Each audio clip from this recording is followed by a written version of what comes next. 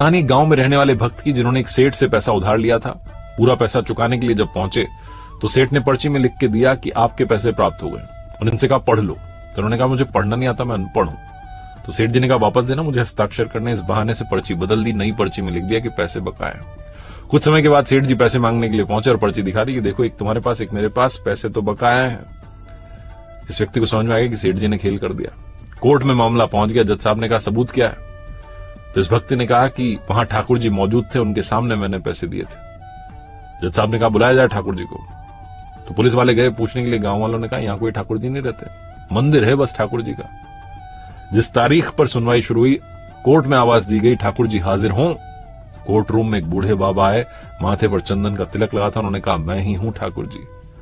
और जज साहब ने पूछा कि क्या सबूत है? तो उन्होंने कहा भेज दीजिए सेठ के घर पर एक आदमी, इनके घर पर तीसरे नंबर की अलमारी में फाइल में पर्ची रखी है, ओरिजिनल वाली मंगा लीजिए।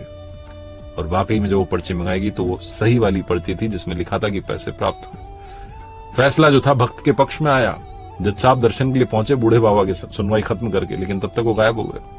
अगले दिन गांव में गए तो गांव वालों ने कहा कि यहां मंदिर है, ठाकुर जी नाम का इंसान नहीं रहता, भगवान रहते हैं। उस दिन से जज साहब ने नौकरी छोड़ दी और मंदिर मंदिर घूम के क्षमा मांगते रहे कि प्रभु माफ करना, मैंने आपको कोर्ट में लाकर खड़ा कर दिया था, मैं मंदिर में बैठने के काबिल नहीं।